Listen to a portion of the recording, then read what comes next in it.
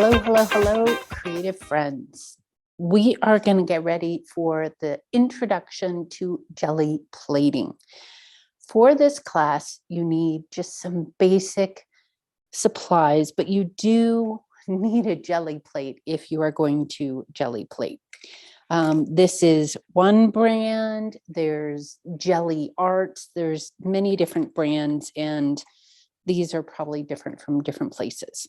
Let me just share with you first the jelly plate. I'm going to be using this 6 by 6 inch size for the class. And when you get it, it will come in some kind of plastic container, such as this. Save the container. So you open it up, and a brand new one will have this plastic piece behind it, a plastic piece on top. You can use both sides. Save all of this, and I'll share with you why in the class, and you can also clean everything up and use this to store it away. This one is a brand new one. This one is a lovely used one. You might go, why is there paint still on there, Nicole? And I also have one of the plastic pieces on the back of it. I will explain all of this to you. If you are a very neat and tidy person, I will show you how to be very neat and tidy. Well, kind of neat and tidy with the jelly plate. But if you love to get messy and have fun and create lots of textures, oh, you are going to love this. So the basics that you need for this class is a jelly plate, a brayer of some kind. These are just two different types of brayers. This is a speedball used for printmaking. And if you can get one like this that has just a lot of free motion, even if it's smaller, that's what I recommend. And you might be, what are these? It's got this great way where it can sit on the table without the paint getting on there. Okay, so that's what that's for. And that's basically what this back one is. And you can see both of my brayers are very well used and very well loved. Some of you might look at this and go, oh my gosh, they are a mess. Others might enjoy the texture it has created. And I'll share with you both. One, how to do very clean jelly plate prints. I'll do that first. And then I'll get messy and I'll show you why these look like they do. Personally, I think they're a bit of a piece of artwork just on their own. Look at all that. Awesome. So I've got a jelly plate. I'm using a 6 by 6. You can use any size you want. For this particular class, I actually recommend going small. There's jelly plates that come in different sizes and shapes. There's round ones, there's square ones, there's triangles. This one's a long rectangle. These came in a 3-pack. There's a bigger one over there, and they'll all usually come with plastic on the front and the back. I like to save those. Okay, so any size jelly plate you can get your hands on. Here I am using regular copy paper. Of course, you can use better paper. Of course, you can use better paints. But if you have never jelly plated before, just get some basic supplies. Copy paper is just fine. These are some basic paints from your craft store. These are a matte paint. Sometimes I like working with matte. There's satin, there's glossy. Choose whatever you like. For colors, if you know anything about colors, purple and yellow are complementary, just as orange and blue is complementary. And I don't seem to buy a lot of greens, but green and red are also complementary colors. If you know about complementary colors and you like complementary colors, pick one set of complementary colors. So if you like purple, yellow is its complementary, you can use purple, yellow, and then have a white. Okay, so at the very basics, pick 2 colors and a white. A white is going to help you lighten up a color, and 2 colors will help you mix. So there's a couple different things with that. If we're mixing colors or blending or making it light, I'm going to use a purple with just a white, or a yellow and a white. These 2, I'll show you how to blend colors. And again, a little bit of color theory, the purple and the yellow, the complementary colors, they look really great next to each other. And when you mix them, they create their own kind of gray or shading or neutral. That's a little bit more. We're not going to go too much into color theory in the class. More so, we're really going to have fun. But at the basics, have a color and white. Okay, and you'll be able to do a lot of variation. If you only have one color, you can't do any kind of variation with it.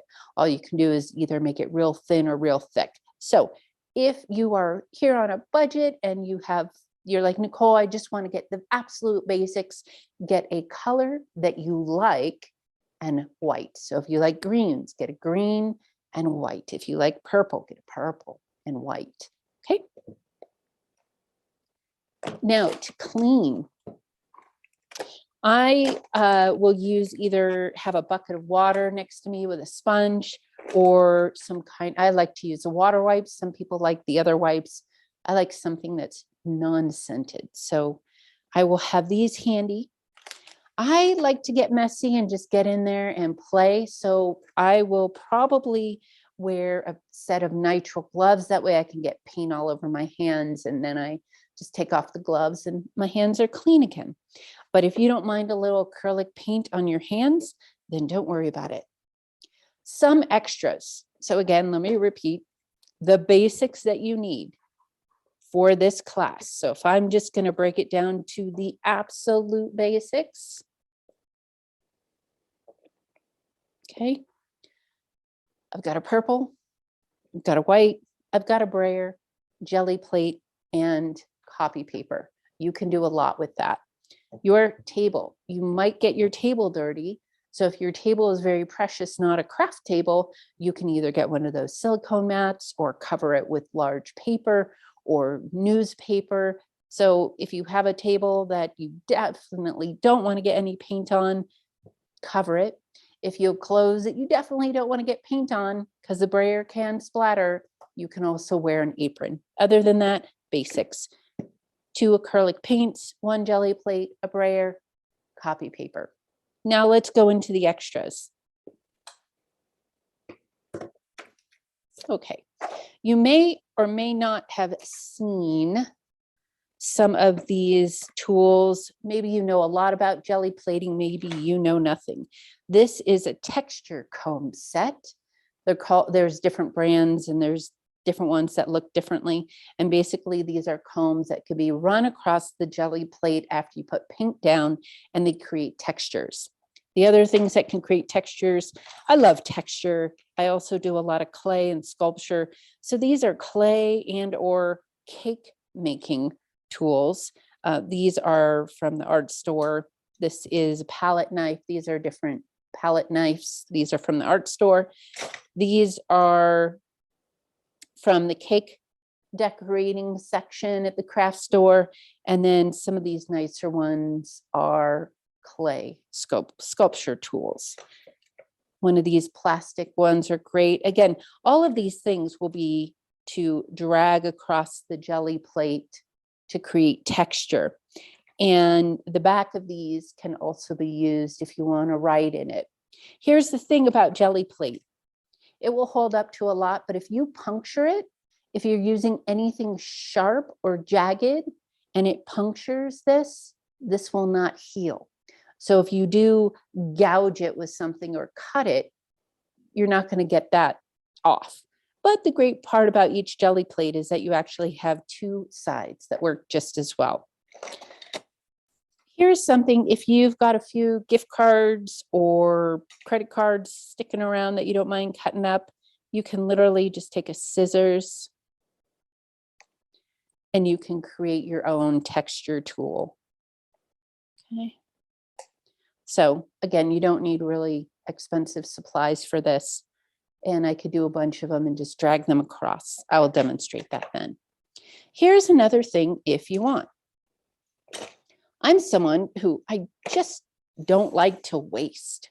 And something that will happen with each jelly plate print, depending on how much paint you use, means that you can take a print and then there'll be paint left over and you can take what's called a ghost print.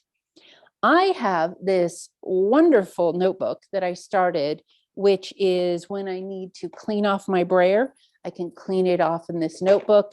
If there's extra paint on a page, I can turn this over. Sorry, everything's moving. And press it down and grab it. Again, I'll go through all this. And if you have a notebook that you would love to dedicate to extra jelly plate, you know, brayer or whatever extra on the plate, then this is a great idea. And then this can become a mixed media notebook for you. So again, I've just dedicated a notebook to that, a sketchbook, and I love it. You can also just have lots of copy paper. I mean, maybe bring 50 to 100 sheets. We're going to go through a lot, and you can create the same thing. You can just use extra copy paper to pick up paint. Okay. If you want, I always have some blue tape handy. If we get to it, I'll show you some things with the blue tape, and a spray bottle can help spray down your tools to clean them off. And again, either some kind of wipe and or paper towel or rag. If you use a rag, just make sure you don't mind getting acrylic paint on it because it won't come off. All right, I think that's all that we need for the introduction to jelly plate class. Again, I'll show this one to you. There's different shapes, some kind of brayer. Again, find one that moves pretty easily. Okay. There's foam ones and there's hard ones. You want the harder one. The foam ones will be really squishy. They'll create their own texture, but it might be a little frustrating with what we're going to do, because the first part we're going to do is learn how to use this brayer and how much paint to use. It's a lot less than what you think. You get too much paint on there, you can't control the brayer. You get too little paint on there, you can't move it around. So we're going to find that sweet spot first off. Okay, I am looking forward to seeing you at the introduction to jelly plating. It is going to be so much fun, and I'm excited to get creative with you. Have a great day. See you soon.